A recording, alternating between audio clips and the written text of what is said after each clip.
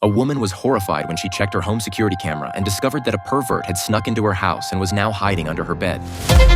She wanted to run, but it was too late. It turned out that this man had been hiding in her home for a long time, cuddling with her every night as she slept and sneaking away before she woke up. The woman had no idea someone was hiding in her home. She just felt exhausted every morning when she got up. Until this day, the woman finally sensed that something was amiss. When she left for work, she noticed that the lock cover had somehow been opened and there was a layer of dirty marks on it. She cautiously set a new passcode, but when she returned home from work, she saw that the lock cover had been opened again. She began to feel uneasy. As the woman was getting ready for bed that night, a terrifying thing happened. She suddenly heard someone entering a passcode outside her door. Scared, she slowly got out of bed and then saw...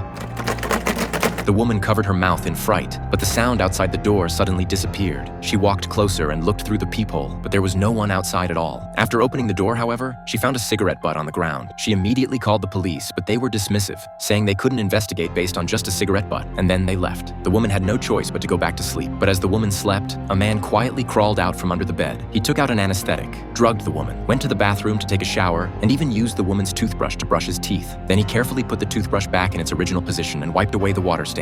He slowly crawled onto the woman's bed, grabbed her wrist, and fell asleep. The next day, when the woman woke up, her head felt even more painful. But the strange events weren't over yet. At work, she encountered a peculiar customer who inexplicably asked her out on a date. The woman politely refused, but the man suddenly flew into a rage. Believing that the woman looked down on him, everyone was staring. Just as the woman felt isolated and helpless, her section chief appeared. He had the man driven away, but the man didn't give up. When the woman was waiting for her ride home after work, the man suddenly showed up and harassed her. Fortunately, the section chief happened to appear again at that moment. He yelled at the man to leave and personally gave the woman a ride home. When the woman got home, she discovered that her house had mysteriously lost power. Suddenly, there was a knock at the door. The woman walked over, feeling scared. Through the peephole, she saw that it was the section chief. It turned out that she had left her wallet in his car, and he had come to return it. He also very eagerly helped the woman restore her electricity. Then he said he wanted to borrow the bathroom. The woman hurriedly went in to tidy up her personal belongings, only to find that the toilet lid had been lifted up. A terrifying thought suddenly occurred to her, and she opened the door in panic. The section chief was washing his hands in the bathroom. The woman paused for a moment and asked the section chief, "How did you know my apartment number?" The section chief was stunned for a moment and couldn't answer.